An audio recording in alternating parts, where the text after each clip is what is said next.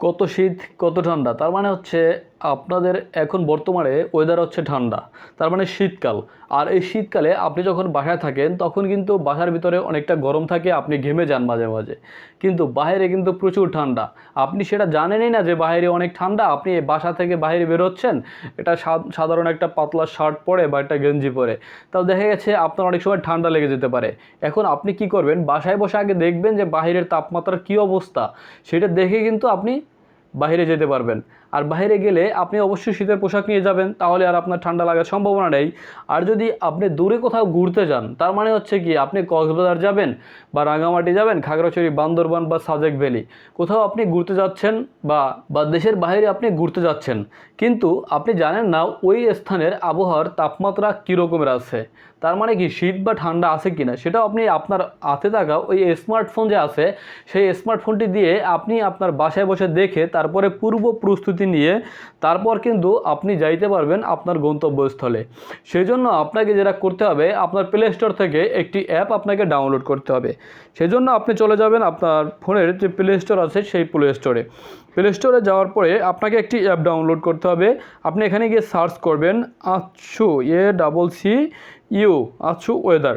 আচ্ছু weather লিখে search করার পরে দেখুন একটা আপনার একটা অ্যাপ চলে আসছে। সেই অ্যাপটাকে যে এরকম একটা লোগো দেখে, তাহলে মানে এরকম লোগো দেখে অবশ্যই আপনি এই অ্যাপটাকে আপনার ফোনে ইনস্টল করে নেবেন।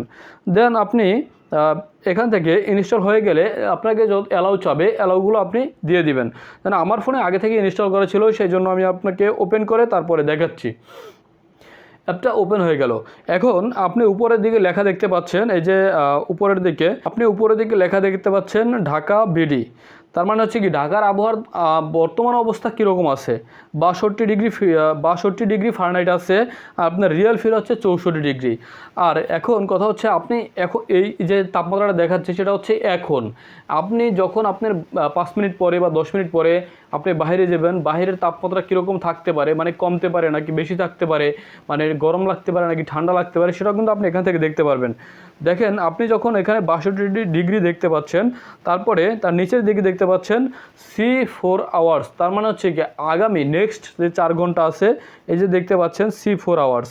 এখানে আপনার যে নেক্সট 4 আওয়ার্স আছে, সেই 4 আওয়ার্সের মানে 4 ঘন্টার আগামী 4 ঘন্টার তাপমাত্রা কতটুকু থাকবে সেটাও কিন্তু এখানে দেখা যাচ্ছে। দেখেন এখানে 9টা 9 AM এর তাপমাত্রা হচ্ছে 62 ডিগ্রি।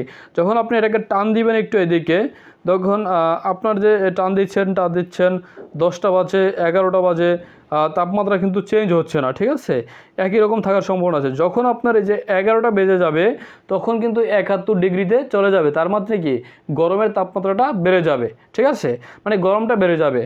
আপনি যখন আবার রাতে যাবেন মানে সন্ধ্যার পরে যাবেন, তখনও কিন্তু এভাবে আপনি নেক্সট 4 আওয়ার্সের আপনার ফারেনহাইট মানে কত ডিগ্রি ফারেনহাইট আছে তাপমাত্রা সেটা দেখে তারপরে আপনি বাইরে যেতে পারেন।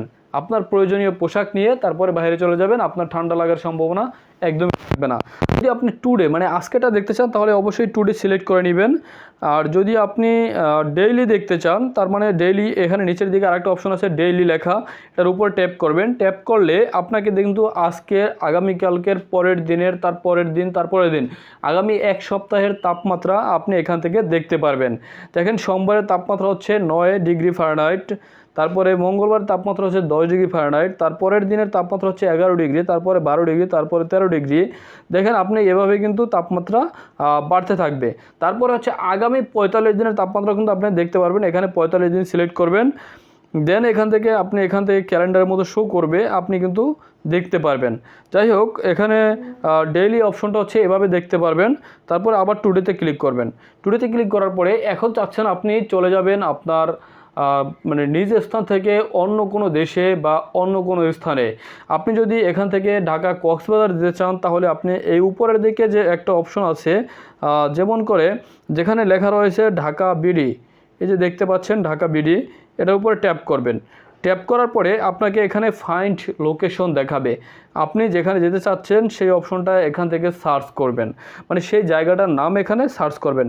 যেমন আমি যেতে চাচ্ছি কক্সবাজার, কক্সবাজার লিখে দিলাম, BAZAR, কক্সবাজার লেখার পরে আপনি এখান থেকে সার্চ করবেন। ঠিক আছে। এই যে কক্সবাজার লেখার সময় অবশ্যই আপনাকে চিটাগং শব্দটা উল্লেখ করতে হবে। তার মানে হচ্ছে কক্সবাজার হচ্ছে চট্টগ্রামের মানে মধ্যে পড়ছে মনে হয়। যাই হোক, আপনি এখান থেকে কক্সবাজার চিটাগং বিডি লিখবেন, লেখার পরে আপনি সার্চ করবেন। সার্চ করলে আপনাকে এখান থেকে শো করবে। ঠিক আছে, এই যে কক্সবাজারের টেম্পারেচার হচ্ছে 65°F। ঠিক আছে, আপনি যে জায়গায় যাবেন 65°F, তারপর হচ্ছে এই যে নিচে দেখতে পাচ্ছেন আর টেম্পারেচার দেখাচ্ছে আপনাকে 10 ঘন্টা 51 মিনিটের টেম্পারেচার, সব কিছু আপনি এখান থেকে দেখতে পারবেন। এভাবে দেখতে পারবেন টুডে, পরের দিন মানে আগামী এক সপ্তাহের। এখন কথা হচ্ছে আপনি বাংলাদেশ থেকে নেপাল ট্যুরে যাবেন, নেপালের তাপমাত্রা এখন বর্তমানে কী অবস্থায় আছে সেটাও কিন্তু আপনি আপনার স্মার্টফোন দিয়ে বাসায় বসে দেখে তারপরে আপনি ওই নেপাল যেতে পারবেন। যদি নেপালের তাপমাত্রা ঠান্ডা থাকে তাহলে আপনি এখান থেকে বাসায় বসে সব কিছু প্রস্তুতি নিয়ে তারপরে নেপাল চলে যাবেন। তার মানে হচ্ছে আপনি যে জায়গায় যাবেন ওই জায়গার প্রস্তুতি নিয়ে চলে যাবেন। আর যদি আপনার ধরেন আপনি ওইখানের তাপমাত্রা গরম, তাহলে তো আপনার কোনো পোশাক আশাক শীতের তেমন কিছু নেওয়ার দরকার নাই। যাই হোক, আপনি আবার চলে যাবেন উপরের দিকে, যেখানে আপনি ফাইন্ড লোকেশন লিখে সার্চ করতে পারবেন। সেই অপশনটার উপরে এখানে ট্যাপ করবেন। এখানে ট্যাপ করার পরে আপনি এখান থেকে ফাইন্ড লোকেশন পাবেন, সেখান থেকে আপনি লিখে দিবেন নেপাল। ধরেন নেপাল লিখলেন, নেপাল লেখার পরে আপনার এখান থেকে যে নেপাল যে আপনার যে কি বলে নেপাল লেখার পরে সার্চ করবেন, এখানে নিচে চলে আসবে, এখান থেকে ট্যাপ করবেন। দেখার পরে এখানে দেখেন 57°F তাপমাত্রা এখন আছে নেপালের। ঠিক আছে, এভাবে কিন্তু আপনি শুধু নেপালেরই না, সারা বিশ্বের তাপমাত্রা আপনি এই অ্যাপের মাধ্যমে দেখতে পারবেন আপনার বাসায় বসে। যাই হোক, ভিডিওটি ভালো লাগলে অবশ্যই চ্যানেলটাকে সাবস্ক্রাইব করে দিবেন আর লাইক করতে ভুলবেন না। আর নতুন কোনো ভিডিও পেতে চাইলে অবশ্যই কমেন্টস বক্সে জানাবেন।